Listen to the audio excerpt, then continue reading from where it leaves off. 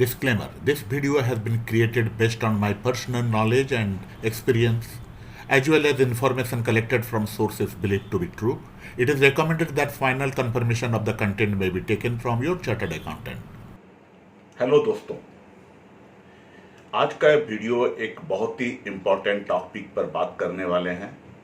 दिसंबर आने वाला है। दिसंबर 15 में एडवांस टैक्स देना होता है और मेरे कई सारे मित्रों और कई सारे सब्सक्राइबर्स ने बताया आप अपना जो एक्सपीरियंस है taxes on derivative shares, dividend plus कैसे, नंबर 2 इज इम्पॉर्टेंट, कैसे आप कैलकुलेशन करते हो turnover in derivative trading, option में कैसा होता है, फ्यूचर में कैसा है, और तीसरा है कि कौन सा आईटीआर फॉर्म हम यूज करें जब हम नौकरी भी करते हैं, सैलरी भी मिलता है और साथ में हम डेरिवेटिव स्टॉक और शेयर्स में ट्रेड भी करते हैं, इन्वेस्ट भी करते हैं। तो चलते हैं दोस्तों, आज का टॉपिक शुरू करते हैं। लेकिन उससे पहले मैं आपको ये रिक्वेस्ट करूंगा कि अगर ये फर्स्ट वीडियो आप देख रहे हैं मेरा, तो जरूर ये वाला वीडियो जरूर देख लीजिए, जो कि मैंने कंसिस्टेंट मंथली रिटर्न के लिए ये वीडियो बनाया था फ्रॉम ऑप्शन व्हील स्ट्रेटेजी, और उसका लिंक भी मैं नीचे डिस्क्रिप्शन बॉक्स में दिया हूं और आई कार्ड भी मैं ऊपर दिया हूं।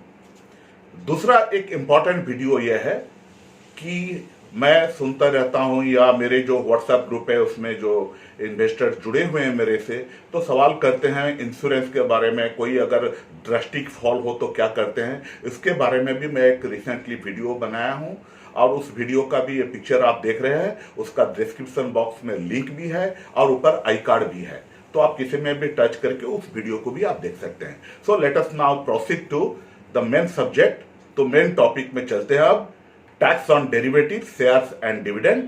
Number 2, calculation of derivative turnover. Number 3, ITR forms to be used by you and उसका सबमिशन का फाइनल डेट क्या है वो भी हम बात कर लेंगे। दोस्तों, अगर आप इक्विटी शेयर में इन्वेस्ट करते हो तो वहां टैक्सेस 2 टाइप का है, एक है long term capital gain tax, एक है short term capital gain tax. Long term capital gain tax क्या होता है?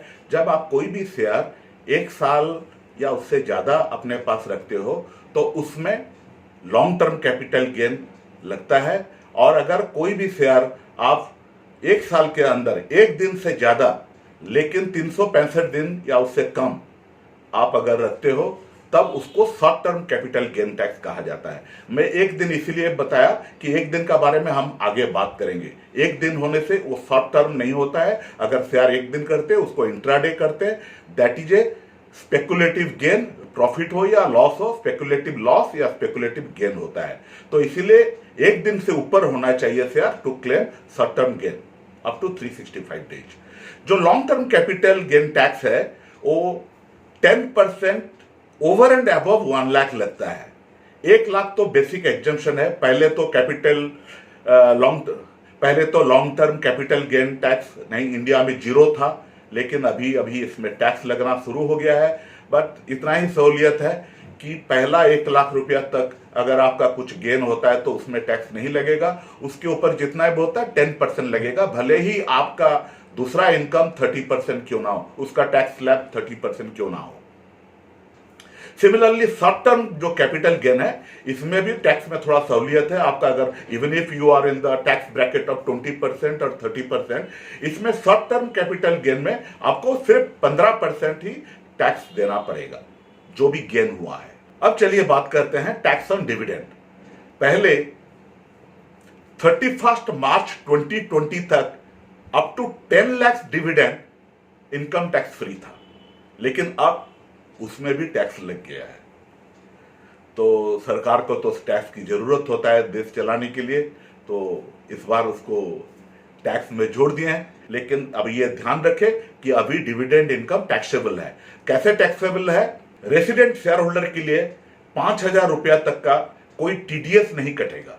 अगर 15G या 15H करे तो उससे भी ज्यादा अमाउंट के लिए डिविडेंड नहीं कटेगा।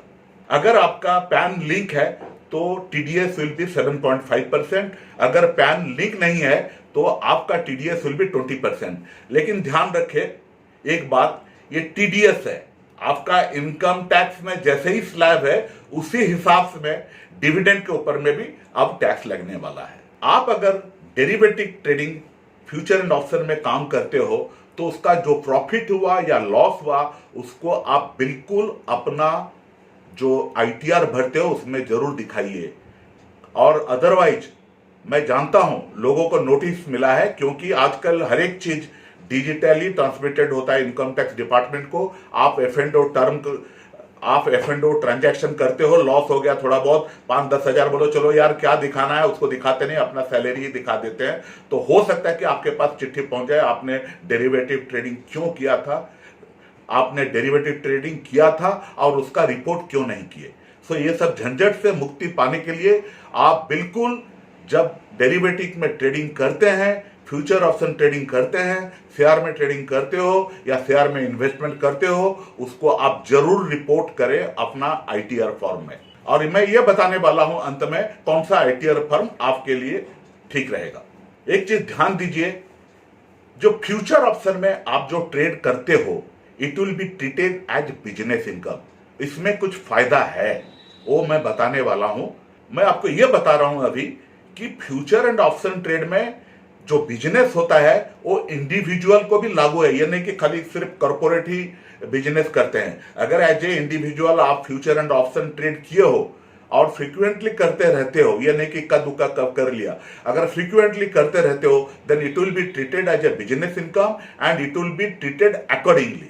और इसके लिए आपको आईटीआर 1 और 2 चलेगा नहीं, इसमें आईटीआर 3 भरना पड़ेगा या आईटीआर 4 भरना पड़ेगा। आईटीआर 3 और 4 में क्या चीज का बेनिफिट आप ले सकते हो यह भी मैं डिस्कस करने वाला हूं।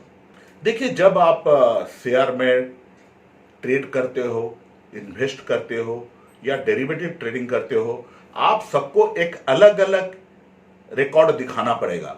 जैसे कि शॉर्ट टर्म गेन है तो उसका एक रिकॉर्ड अलग दिखाना पड़ेगा, अगर शेयर में लॉन्ग टर्म गेन है तो उसका आप एक अलग रिकॉर्ड दिखाना पड़ेगा, अगर आपका कोई इंट्राडे ट्रेडिंग है जिसे हम स्पेकुलेटिव बिजनेस स्पेकुलेटिव ट्रेडिंग कहते हैं, जिसको हम स्पेकुलेटिव ट्रेडिंग कहते हैं, उसका एक अलग रिपोर्ट रखना पड़ेगा। और चौथा, और फ्यूचर ऑप्शन में जो ट्रेड करते हो उसको आप बिजनेस इनकम के हिसाब में, नॉन स्पेकुलेटिव बिजनेस इनकम के हिसाब में एक अलग रिकॉर्ड रखना होगा। अगर आपका फ्यूचर एंड ऑप्शन में लॉस होता है तो आप अपना आईटीआर फॉर्म में जरूर उसको रिपोर्ट कीजिए। और जो नॉन स्पेकुलेटिव बिजनेस ट्रांजैक्शन है उसमें अगर कोई लॉस है तो उसको कैरी फॉरवर्ड कर सकते हो 8 साल के लिए। ये एक बहुत बड़ा फायदा की चीज है, क्योंकि हर एक साल तो आपका नुकसान नहीं होगा। सो नेक्स्ट ईयर या उसके अगले साल अगर बड़ा प्रॉफिट हो गया तो जो पिछले 1 साल 2 साल 3 साल 4 साल अप टू 8 ईयर्स जो भी नुकसान हुआ है उसको आप एडजस्ट कर सकते हो। बिजनेस इनकम जो है सिर्फ बिजनेस इनकम के अगेंस्ट में एडजस्ट कर सकते हो। और एक फायदा आपको बता रहा हूं, बिजनेस इनकम में जो अगर लॉस हुआ है तो आप उसको इंटरेस्ट इनकम या आपका अगर कोई होम प्रॉपर्टी है जिसको आप रेंट में लगाया हो उसमें जो इनकम होता है उसका अगेंस्ट भी उसको एडजस्ट कर सकते हो। बिजनेस इनकम से जो लॉस हुआ है ड्यू टू डेरिवेटिव ट्रेडिंग उसको आप अपना जो सैलरी है उसका अगेंस्ट में एडजस्ट नहीं कर सकते हो। नेक्स्ट रहा, अगर आप इंट्राडे स्टॉक ट्रेडिंग करते हो, सवेरे आपने खरीदा शाम को बेच दिया या सवेरे आपने बेचा शाम को खरीद लिया, तो ऐसा ये सब जो करते हो, जो एवरीडे जो लोग डे ट्रेडिंग करते हैं, वो जो इनकम होता है उसमें जो भी प्रॉफिट होता है जो भी लॉस होता है उसको स्पेकुलेटिव प्रॉफिट या स्पेकुलेटिव लॉस करते हैं। इसको आप बिजनेस इनकम का साथ सेटअप नहीं कर सकते हो। इसको सिर्फ जो अगले सालों में जो भी आपका अगर आपका लॉस हुआ है तो स्पेकुलेटिव लॉस का इसको कैरी फॉरवर्ड सिर्फ 4 साल कर सकते हो, बिजनेस का इनकम का 8 साल कर सकते हो, स्पेकुलेटिव ट्रेड का जो लॉस है उसको सिर्फ 4 साल कैरी फॉरवर्ड कर सकते हो सेट ऑफ करने के लिए। हाँ, ये बात बता देता हूं, जो स्पेकुलेटिव अर्निंग होता है, जो प्रॉफिट होता है, उसमें आपका जो टैक्स स्लैब है उस हिसाब में इसका कैलकुलेशन होता है, उस हिसाब से आपको टैक्स देना होता है। मैं आपको इस स्लाइड में जो दिखा रहा हूं ये सब क्लेम आप कर सकते हो as a genuine business expenses, business related expenses, जैसे कि आप जो ब्रोकरेज वगैरह देते हो उसको आप डिडक्ट करोगे। आप अगर कोई जर्नल वगैरह सब्सक्राइब करते हो उसको आप डिडक्ट कर सकते हो। आपका टेलीफोन बिल, आपका इंटरनेट ब्रॉडबैंड कॉस्ट जो होता है मंथली आप पेमेंट करते हो, उसको भी अगर इसमें आप बिजनेस एक्सपेंसेस दिखाकर उसको भी क्लेम कर सकते हो। अगर कोई कंसल्टेंट रखे हो जिसको आप पूछते हो कि कैसे हम ट्रेड करें, या वो आपके बिहाफ में करता है या कुछ भी होता है, उसको अगर कोई कमीशन देते हो या उसके बारे में उसका एडवाइस लेने में अगर कुछ आप खर्चा करते हो, उसका भी एक्सपेंसेस आप ले सकते हो। और अगर एक आप अपने इस बिजनेस के लिए किसी ऐसे एक आदमी को रखें, अगर आपका कोई छोटा सा ऑफिस है, उसका रख रखाव करता है, साफ सफाई करता है, या आपका अकाउंटिंग देखता है, तो उसको जो सैलरी देते हो उसका भी आप क्लेम ले सकते हो। ध्यान रखें, आप ये जो एक्सपेंसेस करते हो उसका आप बिल रखें। 10,000 से ऊपर होने से बिल एकदम जरूरी है। अच्छा होगा कि आप जो एक्सपेंसेस आप क्लेम करते हो उसका बिल रखें, उसका बिल या रिसिप्ट्स रखें। अगर कोई चीज ऐसा है कि ऐसा कुछ एक्सपेंसेस है जो कि आपका पर्सनल भी है कुछ और कुछ बिजनेस भी है, तो आप उसका प्रोपोर्शनेटली यूज कीजिए। मान लीजिए आप जयपुर जा रहे हो by flight to attend training program on how to do trading by some important trade investment guru, और जो लोग अपना ट्रेनिंग प्रोग्राम चलाते हैं, तो उसके लिए जो आपका रजिस्ट्रेशन खर्चा, आने जाने का खर्चा, वहां एक होटल का खर्चा, उसको आप क्लेम कर सकते हो, provided you have got a big business, उसका ज्यादा टर्नओवर होता है। लेकिन यह बात नहीं, आप जयपुर घूमने भी जा रहे हो और घूमने का बहाना बनाकर जाते हो, वहां 10 दिन रहते हो और यहाँ प्रोग्राम रहता है 1 दिन का, यह नहीं कि आप 9 रात का होटल बिल आप इसमें खर्चा दिखा दो। So you should be very prudent. आप क्या क्लेम कर सकते हो? Any genuine claim that will be okay, but यह नहीं कि कोई उल्टा पुल्टा कोई भी खर्चा बता दोगे related with your business, that will not be passed by your income tax authorities. अब before I go to audit कहाँ जरूरत होता है, तो आपको ध्यान रखिए, मैंने डेरिवेटिव ट्रेडिंग में कितना टैक्स लगेगा उसके बारे में मैं बताया नहीं हूं अभी तक। मैं कैपिटल गेन का बारे में बताया, आपको डेरिवेटिव का बारे में बताया, मैं आपको डिविडेंड का ऊपर टैक्स बताया, मैं आपको स्पेकुलेटिव इनकम का बारे में बताया। लेकिन यहां भी वही स्लैब आपका वही रहेगा, लेकिन इसमें एक सहूलियत है छोटे इन्वेस्टरों के लिए कि इसमें आपका टर्नओवर अप टू 2 करोड़, पहले 1 करोड़ था, अभी 2 करोड़ हो चुका है। अगर आपका डिजिटल ट्रांजैक्शन में बिजनेस करते हो, ये तो होता ही है क्योंकि आप कोई ब्रोकर के यहाँ करते हो तो वो तो सब डिजिटल ही रहता है। तो अब अगर 2 करोड़ का आपका टर्नओवर है, अप टू 2 करोड़, ठीक है, तो अगर अप टू 2 करोड़ है और उसमें आपका कई साल, मान लीजिए 25 लाख का प्रॉफिट आया फ्रॉम फ्यूचर एंड ऑप्शन जो ट्रेड किए हो, तो आपको टैक्स लगेगा सिर्फ 6%। अगर 2 करोड़ में 25 लाख है जो कि करीब होता है 12.5%, तो आपको टैक्स लगेगा सिर्फ 6%, मतलब 12 लाख के ऊपर में आपका जो टैक्स स्लैब है उस हिसाब में आप टैक्स पे करोगे। बाकी जो है उसके लिए कोई खाता बही का जरूरत नहीं है, उसके लिए आपका कोई बिल रिसिप्ट रखने का जरूरत नहीं। जब तक आपका ये 6% है तो आपका टैक्स उसी के ऊपर होगा, कोई question will not be asked, it is for the small business. लेकिन अगर 2 करोड़ से ये ज्यादा है आपका टर्नओवर, या 1 करोड़ हो या 2 करोड़ हो, कुछ भी टर्नओवर में आपका अगर प्रॉफिट इज लेस देन 6% और आपका अगर लॉस हुआ है, इन दैट केस आपका ऑडिट का जरूरत पड़ेगा। ये चीज बहुत ही इंपॉर्टेंट है, ध्यान रखें। टू कंक्लूड इट, आपको मैं ये बताना चाहूंगा, आपका बिजनेस इनकम में ऑडिट जरूरी हो जाएगा जब आपका business turnover is more than 2 crore और your return is less than 6% और you have incurred a loss. So this is the bottom line, ये ध्यान में रखें। अब सबसे इंपॉर्टेंट चीज है, मैंने जो टर्नओवर बताया, ये टर्नओवर कैलकुलेशन होता कैसा है फ्यूचर एंड ऑप्शन में। For all non speculative transaction the turnover will be determined as below. आपका फेवरेबल और अनफेवरेबल जो भी डिफरेंस है, it will be taken as a turnover. आपका प्रॉफिट या लॉस भूल जाइए, फेवरेबल मतलब प्रॉफिट में हो, अनफेवरेबल है लॉस में हो, लेकिन वो जो डिफरेंस है बाय एंड सेल का, it will be treated as a turnover. Number 2 क्या है, जो प्रीमियम आपको मिला ऑप्शन सेल करने का, तो that is also will be added to turnover. Number 3, अगर कोई रिवर्स ट्रेड करते हो, एंटर किए हो, तो difference between buy and sell जो भी है वो भी टर्नओवर में ऐड होगा। सो अभी मैं आपको कुछ एग्जाम्पल दिखाऊंगा, ये आपको थोड़ा समझने में मुश्किल हुआ होगा। एग्जाम्पल मैं स्लाइड में भी दिया हूं और मैं आपको बता भी रहा हूं।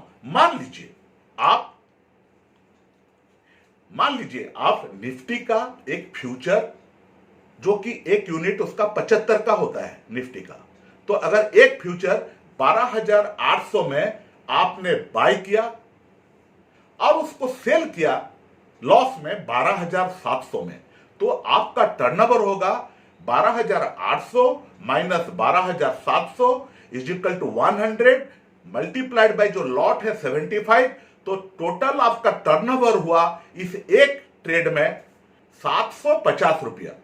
100 rupees multiplied by 75, so this is your turnover. Future के लिए ये चीज लागू है। ऑप्शन में क्या होगा, जो आप प्रीमियम रिसीव किए हो वो भी टर्नओवर में ऐड हो जाएगा। मान लीजिए फिर एक एग्जांपल डिस्कस करते हैं। मान लीजिए आप ऑप्शन का निफ्टी 12,900 का एक कॉल आपने बाय किया 20 रुपया में, उसको आप सेल किया 30 रुपीज में, तो इन दैट केस क्या होगा, आपका टर्नओवर होगा, पहला होगा फेवरेबल डिफरेंस और प्रॉफिट। आप 20 रुपया में खरीद कर 30 रुपया में बेचे हो कॉल को, तो आपका जो difference 10 rupees multiplied by the lot 750 rupees एक पार्ट में रहा। दूसरा पार्ट क्या हुआ, आपने सेकेंड लेग में जो 30 रुपीज में आप अपना कॉल सेल किया, उसका जो वैल्यू है 30 इंटू 75 दैट इज 2,250, ये दोनों ऐड हो जाएंगे, मतलब 750 plus 2,250 total 3,000 is the turnover. So आपका क्या हुआ, वो आपका ऑप्शन में आपका टर्नओवर हुआ 3,000 रुपीज और उसमें आपका प्रॉफिट रहा 750 रुपया। I hope you understand this, नहीं तो दोबारा इस स्लाइड को पढ़ लीजिए। अभी आप सोचते होंगे कि भाई ये तो टर्नओवर वाला हिसाब करना बड़ा मुश्किल का काम है, जितना फ्यूचर है उसमें फेवरेबल अनफेवरेबल का निकालो, जितना आपने ट्रांजैक्शन किए स्पेकुलेटिव उसका मैनुअली उसको हिसाब करो, कितना कौन सा दिन आप अपना डे ट्रेडिंग किए थे, और तीसरा आपको यह भी हिसाब लगाना पड़ेगा कैपिटल गेन शॉर्ट टर्म कितना हुआ था, कैपिटल गेन लॉन्ग टर्म कितना हुआ था, और चौथा चीज है बहुत बड़ी चीज जो आके हम लोग बात कर रहे हैं, जो बिजनेस इनकम हुआ उसको तो आप डेली बेसिस में अगर रेगुलरली करते हो या हर एक 2 दिन 3 दिन आप ट्रेड करते रहते हो, तो उसका भी हिसाब मैनुअली करना बड़ा मुश्किल काम है। लेकिन चिंता मत कीजिए, the good news is Zerodha और ऑप्स्टक्स जैसे ब्रोकर्स है वो आपका डिटेल टर्नओवर रिपोर्ट बनाकर दे देते हैं, जिसको कि आप डाउनलोड कर सकते हो और टैक्स पर्पस के लिए आप उसको यूज कर सकते हो। यह फायदा है इन ब्रोकरों का जो कि आपको डिटेल रिपोर्ट देते हैं। मैं आपको एक एग्जांपल दिखाता हूं डिटेल रिपोर्ट कैसा आता है। देखिए यह है जीरोधा का रिपोर्ट जो कि मैं डाउनलोड किया हूं। इसमें से देखिए, ध्यान से देखिए, इसमें जो पहला कॉलम है इसमें दिखाया है इंट्राडे स्पेकुलेटिव प्रॉफिट, जो इंट्राडे है जिसमें कि पूरा आपका टैक्स स्लैब के हिसाब में जिसमें कि आपको टैक्स स्लैब के हिसाब में टैक्स पे करना होगा, दैट इज 17,935.25। इसके ऊपर आप अगर 20% है तो 20% टैक्स पे करना पड़ेगा, 30% में तो 30% टैक्स देना पड़ेगा, सरचार्ज अलग है वो तो देते रहोगे आप। देन इसमें दिखाया जा रहा है कि शॉर्ट टर्म प्रॉफिट माइनस में है, 30,728.35 शॉर्ट टर्म लॉस हुआ है। तो इसको आप क्या कर सकते हो, जैसे कि मैंने आपको बताया 8 साल तक कैरी ओवर कर सकते हो। अगर आपका प्रॉफिट अगले साल हुआ तो ये जो 30,728 रुपया है आप उसको एडजस्ट कर सकते हो, या इस साल अगर आपको कोई इंटरेस्ट इनकम हुआ उसका अगेंस्ट में आप उसको एडजस्ट कर सकते हो, या इस साल अगर आपका कोई रेंटल इनकम रिसीव हुआ उसका अगेंस्ट में भी आप इसको एडजस्ट कर सकते हो। फिर रिपीट कर रहा हूं, सैलरी का अगेंस्ट में इस लॉस को आप एडजस्ट नहीं कर सकते हो।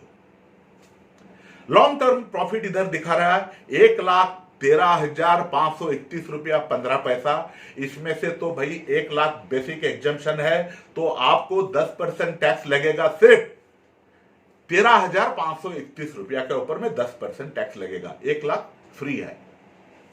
इसमें कोई 1 लाख बेसिक एग्जेम्पशन है जिसमें टैक्स नहीं लगेगा।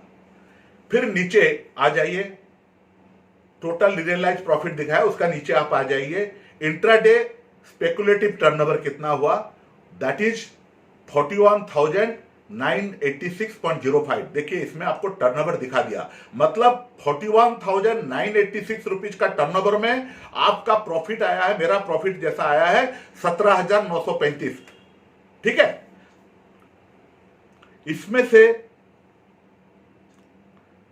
आपको जो डिडक्शन, इसमें से जो आपको डिडक्शन के बारे में बताया था, टोटल 34,302 रुपीज ये मेरा टोटल ट्रांजैक्शन कॉस्ट है, जिसको कि मैं इसको क्लेम करूंगा। Now let me go to the next slide. इस स्लाइड में मेरा फ्यूचर ऑप्शन का बारे में डिटेल में है। पहला वाला स्लाइड में मैं आपको speculative gain, long term, short term बताया था। इसमें हम आ जाते हैं जो मेरा बिजनेस इनकम है, यह सबसे बड़े महत्वपूर्ण बात है। इसमें देखिए option realise profit is 7,48,745। Future का जो प्रॉफिट है 1,39,000, फ्यूचर का जो प्रॉफिट है वो है 1,39,740। Total realise profit is 8,88,486।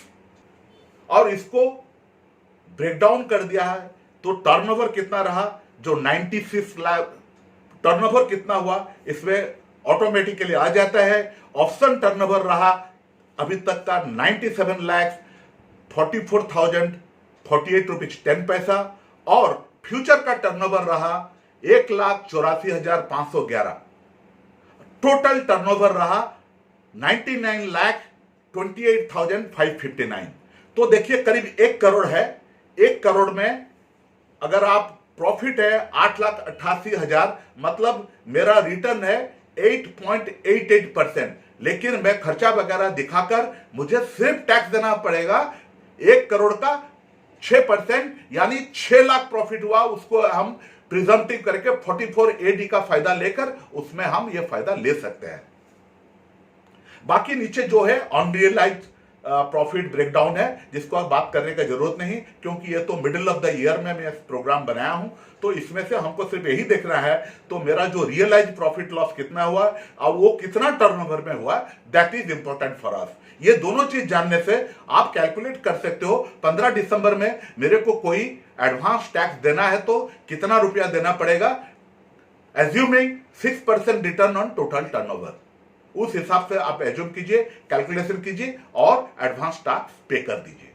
अब चलते हैं, देखते हैं हमको कौन सा आईटीआर फॉर्म यूज करना है as a salaried person doing business income और शेयर ट्रेडिंग, और सिंपली अगर मेरा पूरा ही फुल टाइम काम है ट्रेडिंग करना, तो आईटीआर 1 तो उन्हीं के लिए है, इंडिविजुअल रेसिडेंट के लिए। आप देख लीजिए, इसको मैं डाउनलोड किया हूं इनकम टैक्स साइट से, ऑथेंटिक है। इसमें total income up to 50 lakh, अगर आपका सैलरी वगैरह है, आपका एक घर है उसका रेंटल इनकम आता है और कुछ एग्रीकल्चर इनकम है, तो अब आपको आईटीआर 1 भरना है। आईटीआर 2 उनको भरना है जिसका कि कोई इनकम प्रॉफिट और गेन कुछ नहीं है, उनका बस सैलरी अकाउंट है और 50 लाख से ज्यादा है, उनको आईटीआर 2 भरना है। आईटीआर 3 एंड आईटीआर 4 ये इंपॉर्टेंट है। ये जो लोग आप लोग वीडियो देख रहे हैं, जरूर आप लोग डेरिवेटिव ट्रेडिंग करते होंगे, शेयर में इन्वेस्टमेंट करते होंगे, इंट्राडे ट्रेडिंग शायद करते होंगे, तो ये सब अगर आपको करते हो तो आपको मेरे लिए आईटीआर 3 का भरना पड़ता है, क्योंकि मेरा जो होता है ऑडिट होता है, तो आईटीआर 3 भरता हूं मैं। जो होता है 44AD का, उसका मैं फायदा नहीं लेता हूं, तो मेरे लिए जरूरत नहीं है। लेकिन अगर आप ये प्रिजम्पटिव टैक्स का बेनिफिट लेना चाहते हो, तब 44AD का बेनिफिट लेना चाहते हो, तो आपको आईटीआर 4 भरना पड़ेगा।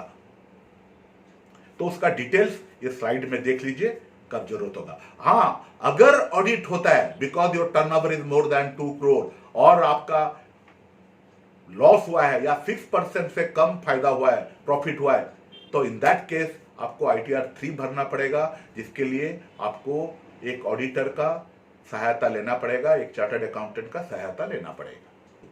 अब देख लेते हैं आईटीआर फॉर्म को कब हमको सबमिट करना पड़ेगा। देखिए, इंडिविजुअल के लिए तो जनरली 31 जुलाई रहता है, और जिनका अकाउंट ऑडिट होता है, जैसा कि मैंने बताया, उनके लिए रहता है 30 सितंबर। लेकिन इस साल कोविड के कारण सीबीडीटी ने कुछ एक्सटेंशन दे दिया है हम लोग को। जो इंडिविजुअल टैक्स पेयर है उनके लिए अब नया डेट है 31 दिसंबर। और जिनका ऑडिट होता है, मेरे जैसा आदमी या आप लोगों में से किसी का भी अगर अकाउंट ऑडिट होकर सबमिट होता है ITR, then in that case the last date is 31 January 2021। ये सिर्फ इस साल के लिए है। आगे तो ऊपर में स्लाइड देख लीजिए, जनरली वही लागू होता है हर एक साल। तो आज एक बहुत अच्छा इंपॉर्टेंट सब्जेक्ट के ऊपर में हम लोग बात किए। अगर इस बारे में कोई सवाल है तो आप मुझे भी पूछ सकते हैं, अपने कोई दोस्त है चार्टर्ड अकाउंटेंट, उसको भी क्लैरिफिकेशन उनसे भी ले सकते हैं। और विदा लेने से पहले मैं हर बार की तरफ फिर बोलूंगा कि कृपया आप मेरे चैनल को सब्सक्राइब करें, शेयर करें और लाइक करें, और बेल बटन जरूर दबाइए। तो आज के लिए इतना दोस्तों, नमस्कार, धन्यवाद।